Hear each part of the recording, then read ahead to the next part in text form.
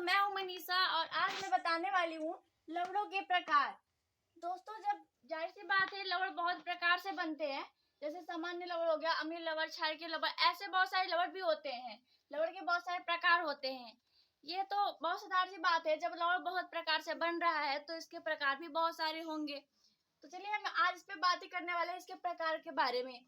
तो सबसे पहले है इस पे सामान्य लवड़। सामान्य लवड़ क्या होते हैं? वे लवण जो अम्ल तथा क्षारक के पूर्ण उदासीनीकरण से बनते हैं। वे क्या होते हैं? जैसे ऐसा लवण जो अम्ल और क्षारक दोनों के बिल्कुल क्रिया करने से बनते हैं, उनको तो हम कहते हैं सामान्य लवण। क्योंकि इनमें क्या होता है, जब अम्ल और क्षारक पूरी तरीके से क्या करते हैं, जब क्रिया कर लेते हैं तो वहां से क्या हमें जो लवण प्राप्त होता है उसे तो कहते हैं सामान्य लवण। जैसे यहाँ पे हम उदाहरण लिख लेते हैं। जैसे यहाँ पे हम लिख देते हैं सोडियम क्लोराइड, और यहाँ पे जैसे हम लिख लेते हैं सोडियम सल्फेट, और यहाँ पे जैसे कि हो गया पोटेशियम नाइट्रेट। तो ये क्या हो गए, क्या ये ऐसे आदि बहुत सारे ऐसे होते हैं जो अम्ल और क्षारक के मिलने से बनते हैं। तो ये जो पूरी तरीके से अम्ल और क्षारक के मिलने से बनते हैं लवण, वो लवण है क्या कहलाते हैं? सामान्य लवण। उनके ये क्या हो गए, उदाहरण हो गए। चलिए अब बात कर लेते हैं हम। दूसरा क्या है? अम्लीय लवण। अम्लीय लवण क्या होता है? तो यहाँ पे लिखा है वे लवण जो क्या करते हैं, अम्ल के कुछ प्रतिस्थापनीय हाइड्रोजन परमाणुओं के किसी धनायन द्वारा विस्थापित से बनते हैं। यानी कि ये क्या है, इसमें क्या लिखा है, ये लवण किसी अम्ल के कुछ प्रतिस्थापनीय हाइड्रोजन परमाणुओं के किसी धनायन द्वारा विस्थापित से बनते हैं। यहाँ तो कुछ समझ में ही नहीं आया। यानी कि अम्लीय लवण क्या कहलाता है? अम्लीय लवण, क्योंकि लवण क्या होता है, जब उसमें क्या हो, अम्ल भी ना हो और क्षारक भी ना हो, तो वो कहलाता है लवण।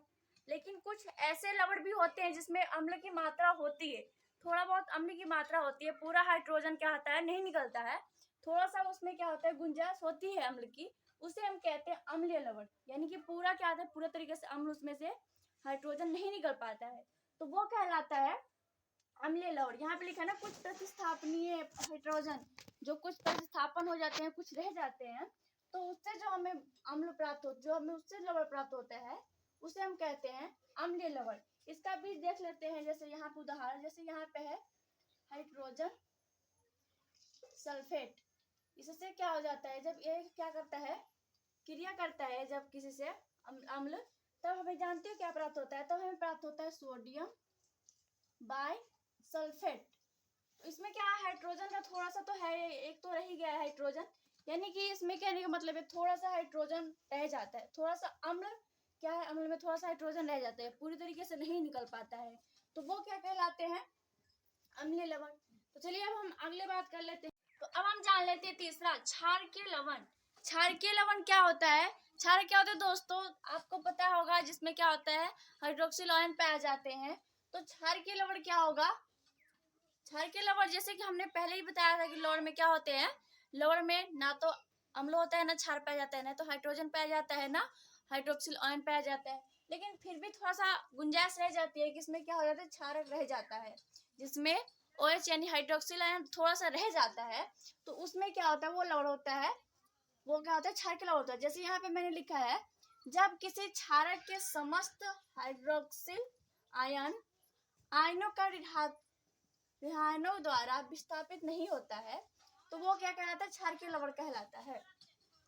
क्या कहता है, समस्त हाइड्रोक्सिल आयनों का रिहायनों द्वारा विस्थापित नहीं होता है। यानी कि समस्त जितने होते हैं हाइड्रोक्सिल आयन, उसमें समस्त यानी कि पूरा जो होता है, पूरा विस्थापित नहीं होता है, कुछ उसमें रह जाते हैं, और जो कुछ उसमें रह जाते हैं लवण में हाइड्रोक्सिल आयन, तो उसी को हम क्या कह देते हैं, क्षारकीय लवण। उसमें थोड़ा क्षारक का गुण चला जाता है, वो हो जाता है क्षारकीय लवण। तो ये है लवण के प्रकार, और बाकी सब प्रकार को हम अगले वीडियो में जानेंगे। तो दोस्तों, हमें उम्मीद है कि आपको सब अच्छे से समझ में आ गया होगा। यदि आपका फिर भी कोई प्रश्न होगा तो कमेंट बॉक्स में जरूर बताइएगा। धन्यवाद। यदि आप यूपी बोर्ड कक्षा 10वीं में गणित और विज्ञान की तैयारी करना चाहते हैं तो आप हमारे YouTube channel Manisha SK study hub 4.0 पर जाकर देख सकते हैं। दोस्तों, यदि आप कक्षा 1 से 8 तक के स्टूडेंट थे, तो आप हमारे YouTube channel SK study hub पर जाकर देख सकते हैं। धन्यवाद। यदि आप यूपी बोर्ड 12 के स्टूडेंट हैं और यदि आपको हिंदी, अंग्रेजी और नागरिक शास्त्र साथ ही भूगोल विषय की तैयारी करनी है तो आप आरती SK स्टडी हब 3.0 पे जाके देख सकते हैं। तो दोस्तों, यदि आपको यूपी बोर्ड 10वीं में इंग्लिश, हिंदी और सामाजिक विज्ञान की तैयारी करनी है तो आप हमारे YouTube channel SK study hub 2.0 पर जाकर विजिट कर सकते हैं। Thank you. तो दोस्तों, हमारे वीडियो को लाइक, कमेंट, शेयर करते रहें।